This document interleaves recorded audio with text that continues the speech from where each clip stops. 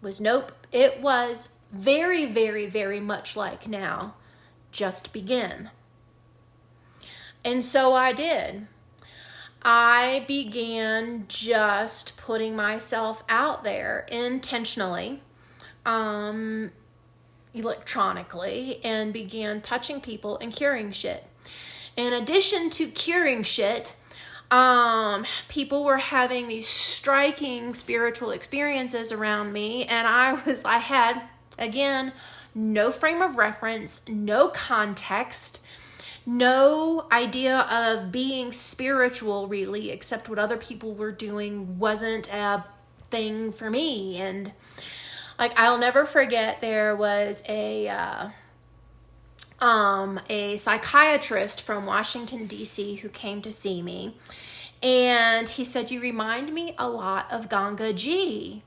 Now, I'm listening to this man, and he's sharing with me his experience, but I swear that what he said was ganja. And I was like, oh, so he means like when we're doing this stuff, he feels high. Oh, I mean, well, there are worse things.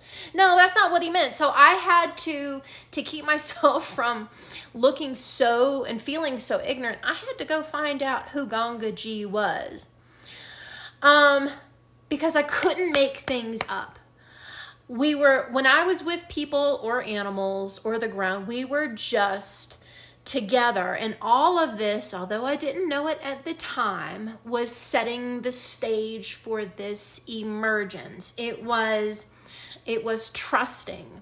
And as I sit with where I am now and I'm not trusting, I remember back then where I was like, of course I'm going to do this. Of course I'm going to pack everything up or give everything away that doesn't fit in a Mini Cooper. And I'm going to follow visions because visions say I'm going to go do these things and I'm going to go do it. Which is what I did in 2013. In October 2013, I'd reached like this point with an annoying landlord. And I was like, well, I got these visions to follow. I can't do that and have a job at the same time. So we're just going to not worry about the job thing. Somehow this will come together. And I had the conversation was a lot more spicy than that. I had the conversation with myself when I was coming back from a dump run during a house sitting gig. And I was taking the garbage to the dump, as one does when the homeowners are coming back.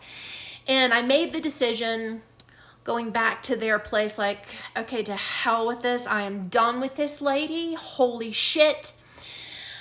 And in that moment, I made that decision. And I was perfectly content with it. I knew it was the right thing to do. Not that it felt like it was the right thing to do. I knew it. And I get back to Ed Dolnick's house, and there I fire up my email, and there's this note. Hey, Ingrid, we're going to need to be in New York all of next month. Is our place useful to you? Say what? Saying to all things out here, like, why, yes. Why, yes, it would, thank you. And I'm like, it was just like this confirmation, validation, all things universal, like, hey, we got you, babe. And so I did that. But before, like, all of these things, there were so many things that happened, like, never mind becoming hoarse. I didn't know when I had the experience of being blown apart by Yogananda, his Babaji, and Satya Sai Baba. I had no idea that in their lifetimes, they knew that they self-identified and were revered for being the placeholders or the energy holders for what most folks call the Christ lineage or the Christ consciousness lineage. I don't know the phraseology that they would use. All I know is I'm in this experience. I'm having this experience. Somebody else is both a participant and an observer with me. But we have no context and no frame of reference. So since August 31st, when I'm going back and I'm like, oh,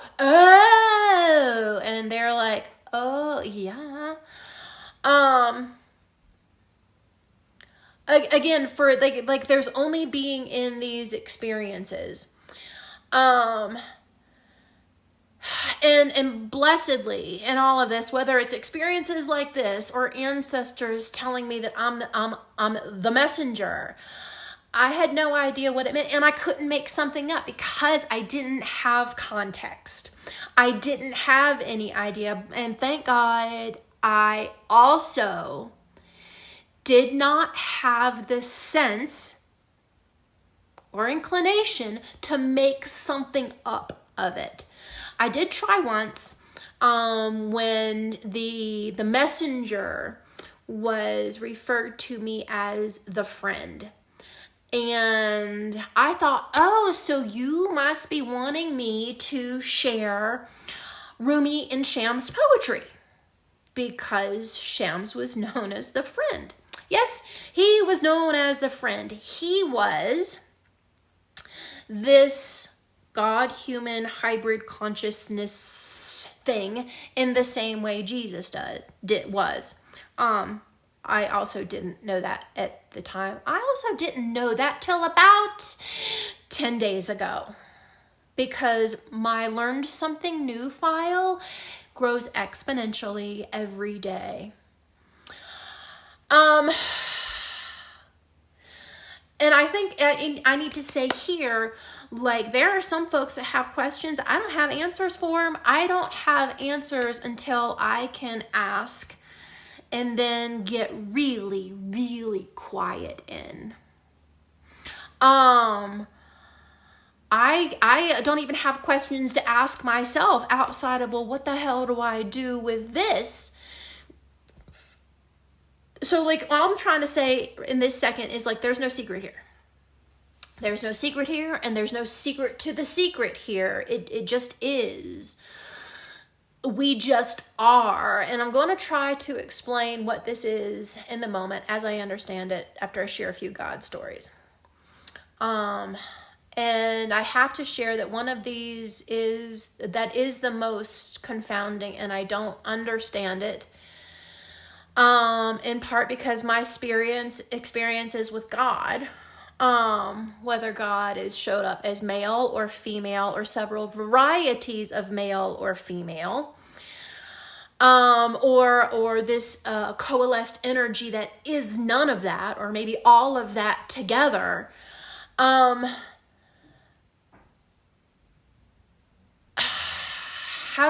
just going to share these things. And I'll share more later. So this whole coming together or coming out together, I don't know, is not confined to your definitions of it or my lack of definitions of it.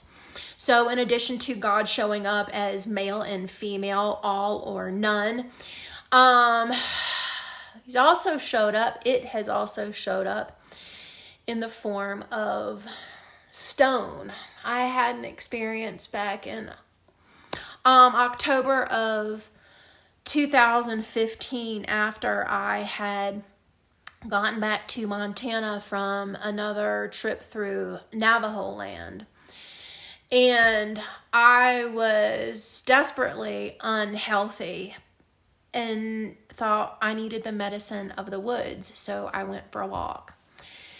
So I'm in the middle of the woods in Montana, and I'm at this massive stone, the kind of stone in the middle of the forest that makes you wonder how big the mountains really were before, like, what steep thing did this thing have to roll down to get to where it was? When there's nothing else right around it.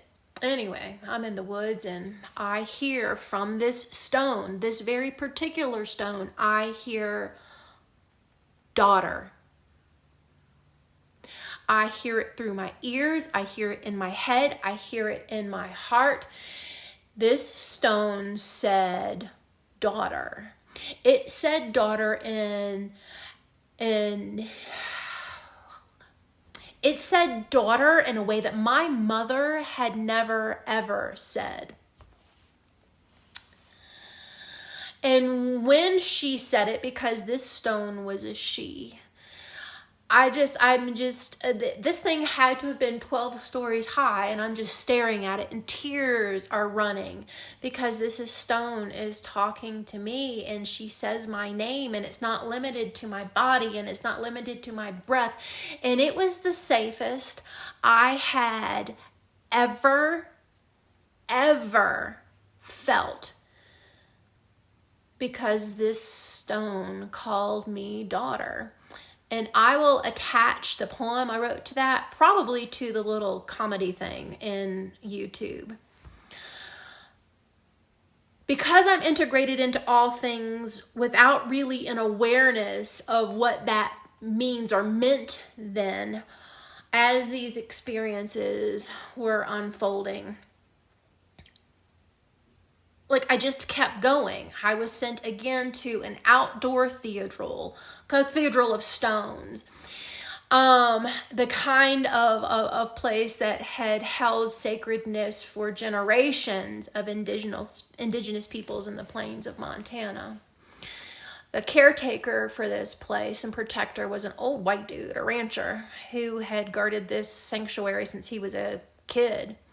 This is holy ground, sacred ground that asked for me in the same way that I was sent to the National Cathedral 2 years ago. By both dream and vision, I knew exactly where I was to go and when I was to go. So I get to this place in Montana, and I knock on this old man's door, and I said, I think I need you to take me to this place. To which he says, yep. He put on his hat, we got in his truck, and we went to the place. And back then, I was still into the rules of following the game, following the rules of the game, especially in Indian country. And I got there and I listened to this old man's stories about how star and stone interact together, and star people and human in the ground, and how they'd all gathered and repeatedly gathered in ways that were visible in centuries for this place, and how this scorch on this stone had very clear meaning. And he's telling me these stories, and I'm thinking, I have to follow these particular rules until I get out of the truck, and it's very clear that no, we're not going to follow these rules. So I started walking, and I walk around, and I'm touching stone, and I am singing. I don't know what language I sang in. I just sang. And as I sang, the stone hummed, but it wasn't just the stone humming itself. The ground underneath the stone was humming, and the sky above the stone was humming, like a whole channel in this outdoor cathedral, like an invisible steeple reaching up into the stars, the whole column humming, humming, humming. And tears just rolling down my face. And I sat back in that old man's truck, and he looked at me, and he looked at the stone, and he looked back at me and said, she's asking a lot of you. And I don't guess that's an actual ask, is it? And I couldn't articulate a thing. He couldn't articulate much more than that, but I'm crying because I could feel all that was being asked of me. I didn't know then, though, it was talking about now. I knew that it was bigger than me. I knew I did not have a choice in the matter, and that when I was called forward, I must come forward. I left that old man's place later in the afternoon, wondering what the hell I'd been brought into, was being brought into, but I could feel the why sort of coalescing mostly, but I could feel it from the ground and the stone and the star and the sky, and in this interior part of me that I didn't even know existed as it exists until about 2 weeks ago. Because there's I've had these interactions with God. So they're in the kitchen, and they're in a forest, and they're in the plains of Montana, and they're in the cathedral in Helena, Montana. And then in the summer of 2022, I had another repeated dream vision sequency kind of thing. Sorry, I need a hair thingy. That sent me to the National Cathedral. And blessedly, I had sense enough to snag the notepad that was in the car. Because I knew I was going to have a conversation with God. And I needed to take notes. And he said, you have been heard, and you have always been seen. As this is your space, so is yours for others. Your sacredness is your architecture. Your building blocks of pain and fortune equally brought you here. And at this point, I'm like, what? And I don't know what question I asked them because I only wrote down the answer. But my brain was like, wait, what? And it had something to do with the painting that I had just started like 2 months before. And his response, because this time he was a he, that your painting is the color of faith. And I just sat there and I like, what else was there to say? However, my silence was filled with the you cannot be contained. Your containment is your own choosing. And I didn't really know what that meant at the time. I've discovered that in the past 2 years. But I did have the sense to say, hey, I feel even lighter here than I do up on the 7th floor. And I asked, are you my deepest heart? Are you the voice that has been restless in my belly? Because that had been happening. And he said, yes. You are in the process of lifting the vestments of self. This is the change, the presentation of yourself to the word and the world. You are bearing witness to re-evolution. To which I asked, well, then, again, what is the message? I mean, if I'm supposed to be the messenger, doesn't a message come with this? And the response was so simple. It was whatever your heart leads you to. To which I asked, is this true? I mean, because would God be shitting me? Yes, it's true. The power of your truth is that is bringing the hope that the greatest love is real. Your painting is your prayer. Your presence is your prayer. Your poetry is your prayer. The words are those things that won't need interpretation. Peace is your prayer. Passion is your prayer. And Crow is as holy as any image or idea of Gabriel. Go to the lightness when appropriate. Go to the fight when appropriate. Go always in presence. Go always in peace. Allow yourself to be held, to be guided. Direction is not confinement. It's where freedom lies. You are the presence of God and need not ever feel pain again, but what you have inside of you, you must feel. Humility and confidence aren't far from each other. Remember that. Be here. Be loved. Offering yourself is the mechanism. You are reintroducing joy to yourself and to others. And then when he said that, I felt this huge breeze. I'm sitting in the center of the National Cathedral on the main floor, and there's no windows here, open windows. This is all inside the building energy, as if the wings of angels and gargoyles are just dancing around me, and I'm like, okay. And God finished with this. Take nothing for granted. Take it all as a gift. Paint like you mean it. Move like each step is new. Receive. See the gifts and the glory of trust. Thus spoke God to me in July 2022 at the National Cathedral. And I left there with the same question I had after each of these transformative, life-shaping experiences and conversations. Well, what the hell do I do with that? And shit, life kept lifing. And on a wing and a prayer and the most blessed generosity of a few people in my life, I moved from DC back to Telluride and started doing all of the things, all of the responsible, practical world things. Find a place to live, check. Find a job, check. And another one, and another one, and another one. And for over a year, landing in places and being led by the nose like Toucan Sam from one office to another, thinking that I'm doing the responsible thing.